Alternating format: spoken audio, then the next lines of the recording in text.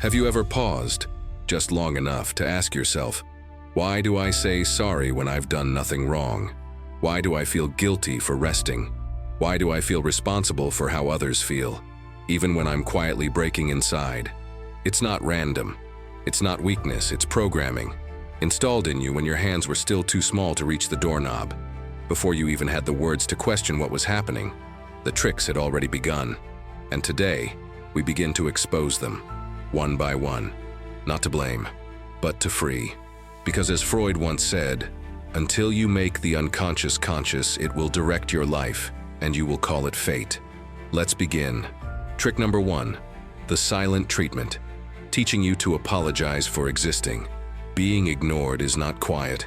It is a scream that no one else hears. When you were a child and someone, a parent, a sibling, a teacher, pulled away their attention, their affection, or their warmth in silence, you didn't just learn that people get upset.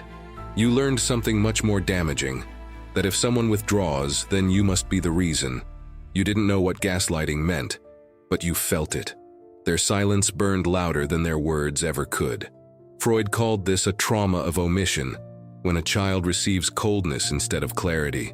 The nervous system doesn't interpret silence as neutral. It registers it as danger. So, what do? You apologize before you know if you're wrong. You try harder. You walk on eggshells. You abandon your truth just to reconnect, because your brain learned early, if they go quiet, I must fix it. And years later, this same script still runs. You text again after they ghosted you. You over-explain. You feel like you need permission just to be, just to exist. But here's the reframe. Their silence didn't mean you were wrong. It meant they were unequipped to communicate. You are not responsible for the emotional immaturity of others. You are allowed to exist, even in conflict, even in discomfort, even in your full humanity. No one, not even someone you love, has the right to punish you with absence. Trick number 2, be a good kid. The training of self-abandonment. They told you to be good, to be nice, to behave, and you did. Not because it felt natural, but because you discovered early that approval meant safety, and disapproval meant disconnection. Freud saw this as repression through conditioning, not the absence of emotion, but the burial of it.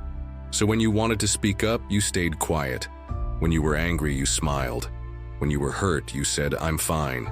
You became agreeable, easy, low maintenance, a child who didn't cause trouble, and you were praised for it. But that praise came with a price. You began to edit yourself. Authenticity was traded for harmony. Your feelings didn't disappear. They went underground, into the unconscious. And now they show up in your adult life as social anxiety, fear of conflict, the chronic need to be liked, to be easy to be around, even when you're hurting. But here's the truth. Being nice is not the same as being kind. Being agreeable is not the same as being whole. And being good should never mean being invisible. You are not here to be pleasant. You are here to be real. You are not here to be digestible. You are here to be alive. Trick number 3. Guilt as control, the weapon that still lives in your head.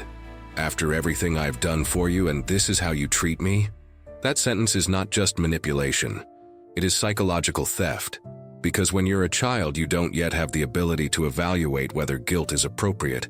You just feel it, and you assume it means you're wrong. You're told you're ungrateful, you're selfish, you're the reason they're upset.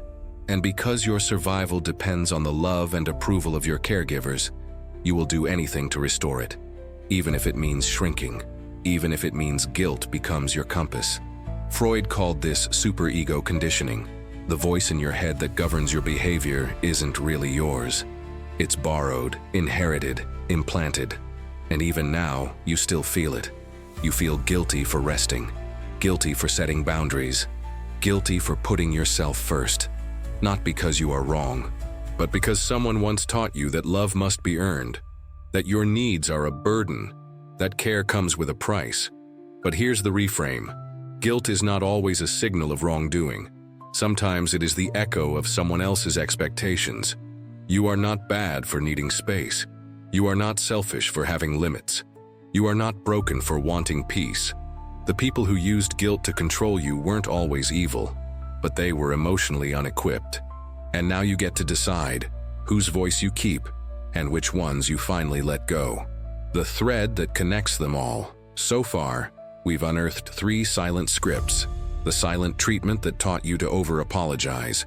The praise for being a good kid that taught you to self-abandon. The guilt-based love that taught you to be your own oppressor. Each one subtle, each one systematic. Because none of them were random. They were reinforcement loops tied to your deepest need, connection. And when love is used as a reward, it becomes a trap, a performance, a role you play. Not because you chose it, but because it kept you safe. That's how these tricks work. Not as punishments, but as silent contracts. You learn to earn affection, to adapt to dysfunction, to perform for permission. But you don't have to keep performing. You don't have to keep apologizing for taking up space. You don't have to keep earning what was always yours. Because here's what Freud didn't just teach, but whispered beneath every theory. The unconscious is not your enemy. It is a child, waiting to be seen. And now, you see. In part 2, we go deeper. We expose the trick of conditional affection, why you confuse love with performance. We uncover approval addiction, how it shaped your identity. We explore intermittent reinforcement, why inconsistency feels like home. And one of these may explain why you still fear rest. Why you still overfunction in relationships. Why you still feel like you must earn love by becoming smaller. But now you're waking up. You're beginning to remember.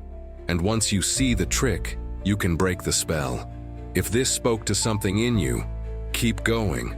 Not to get lost in the past, but to reclaim what was taken from you. You are not broken, you were trained. And training can be unlearned. We've already uncovered 3 invisible scripts. But now we go further, into the emotional undercurrents that shape how you love, how you seek, how you perform for approval. Because this is where the programming got more subtle, more seductive, more damaging, not through neglect, but through praise, not through cruelty, but through reward. Because not all manipulation looks like violence, sometimes it looks like applause. Let's begin. Trick number 4, conditional affection. Teaching you that love must be earned. You probably heard it in 1,000 ways. I'm proud of you because you got an A. You're such a good kid when you behave. You make me so happy when you act like that. At first, these sound sweet, encouraging, innocent. But Freud warned, the mind of a child is a sponge without a filter. It doesn't just hear affection, it learns the rule behind it. And the rule was this: you are lovable. When you succeed, when you please, when you behave, when you perform. So you started chasing love like it was a trophy, not something you receive for existing, but something you win for impressing. You learned that affection could vanish when you failed, that your value wasn't intrinsic, it was conditional. And that script stayed. So now you chase achievement like oxygen.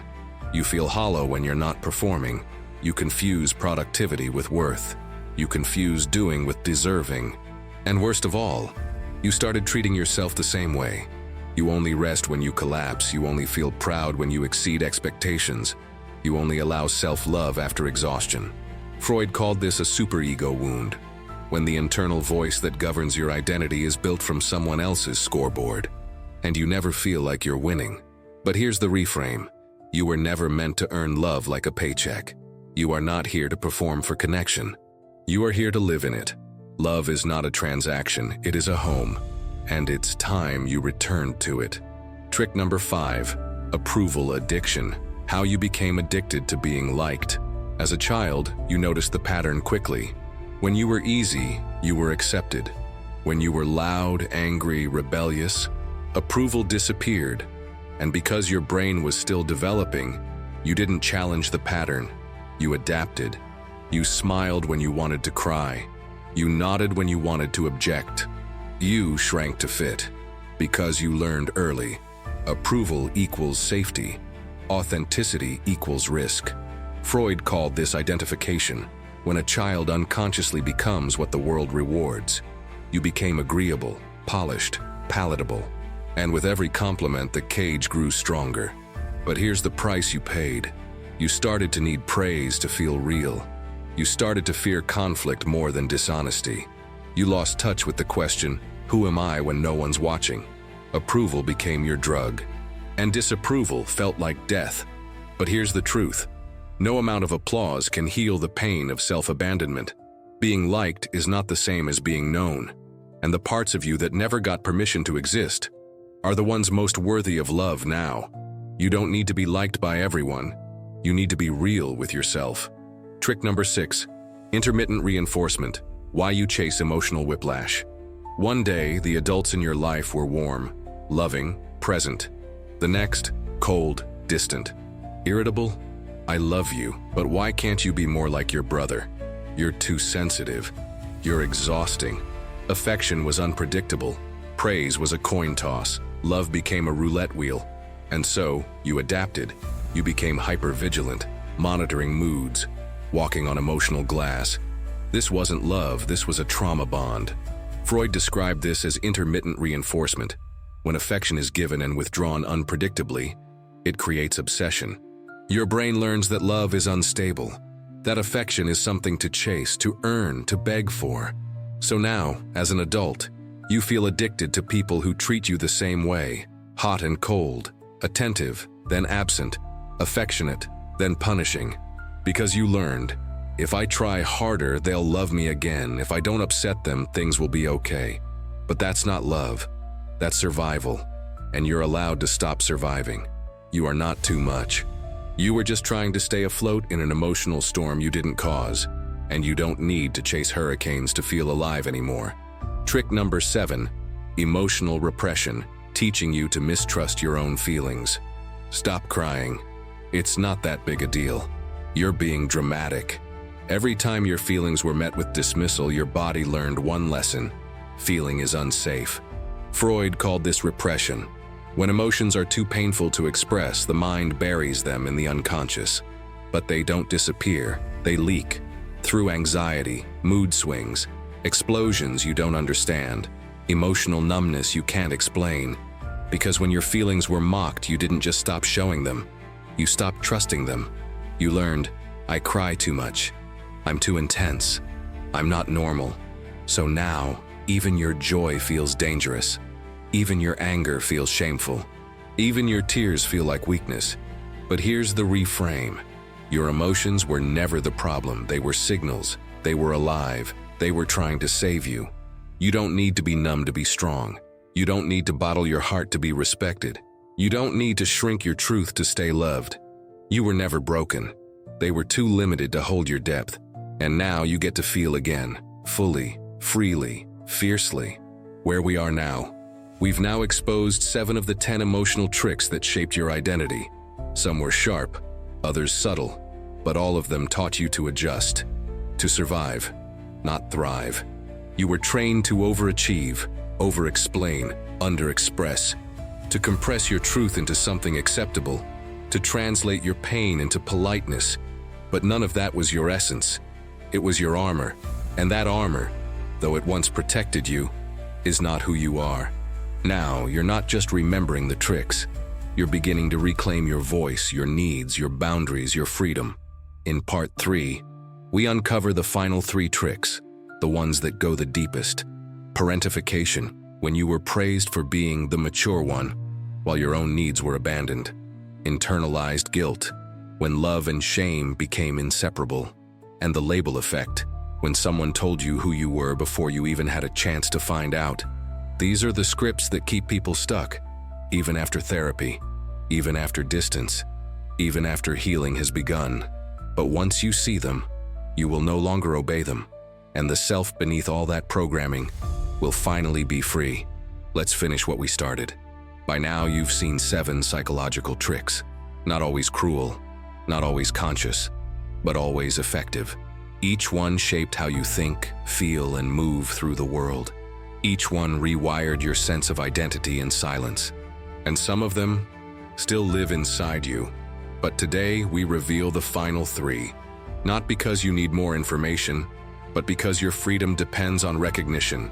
Because once you see the trick, You don't obey it anymore. Let's finish what we started. Trick number 8, parentification. When you were forced to be the adult too soon. You're so mature. You're the strong one. You always keep the peace. They meant it as praise, but Freud would have called it what it was, displacement. When the adults around you were emotionally unstable, absent or overwhelmed, you stepped in. You became the listener, the helper, the fixer, the mediator, the protector.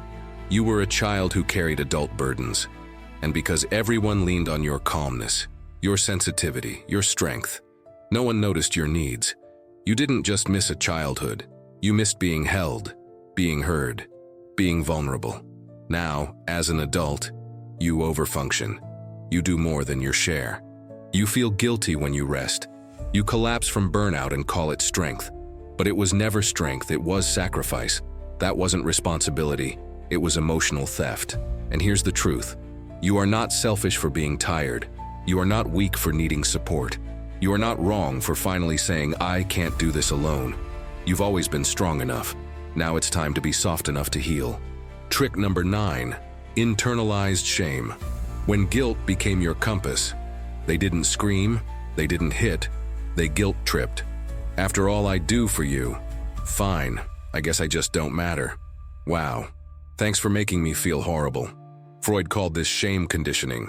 It's when the child learns to manage others' emotions by rejecting their own. You were taught to confuse guilt with love, control with care, compliance with goodness. So now, you say sorry just for existing. You feel bad when you set boundaries. You hesitate to say no, even when it's needed. Because deep down, the rule still echoes.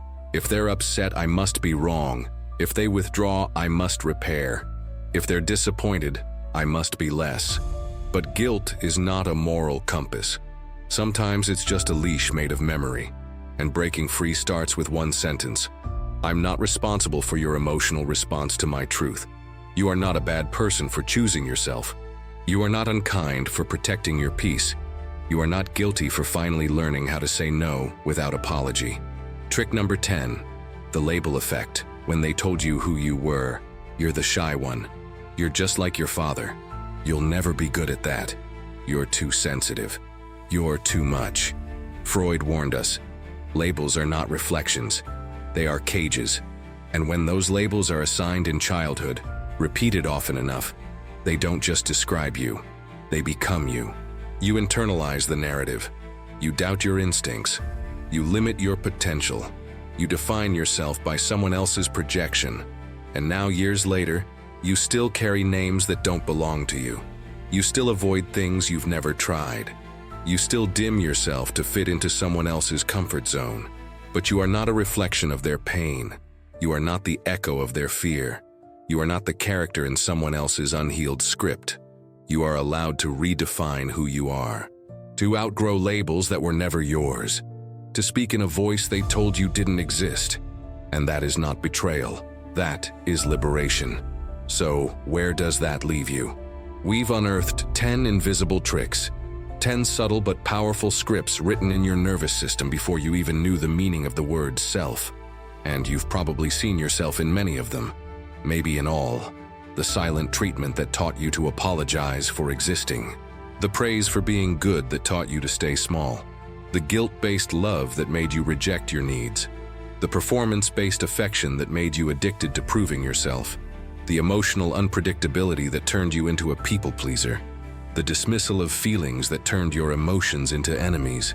The forced maturity that stole your innocence. The labels that built a false identity. The shame that shaped your choices. The cage of approval that made you forget your own voice. But here's the moment of truth. None of that was your fault. None of that was weakness. It was adaptation. It was intelligence. It was your soul trying to survive inside a system not built for your wholeness. And now, you remember, you are not broken, you were conditioned. And conditioning can be undone. You are not too sensitive. You were surrounded by people who numbed themselves. You are not dramatic. You just feel in a world that forgot how. You are not difficult. You just stopped contorting for approval. You don't need to shrink. You don't need to perform. You don't need to earn. You just need to return to yourself, the one underneath it all, The one who always knew, the one who watched it all happen, quietly whispering, "This isn't who I am." And now, you get to listen to that voice, because that voice is you. Final invitation. If this spoke to something deep inside you, don't let it stay in silence. Share this message with someone else who's still trapped in the roles they never chose. Leave a comment. Which trick did you recognize first? And which one are you finally ready to stop believing? And if you want more truth like this, subscribe. This isn't self-help. This is self-reclamation. This is the breaking of a spell. The spell that made you forget. You've always been enough. Not when you're perfect. Not when you're productive. Now, exactly as you are, welcome back.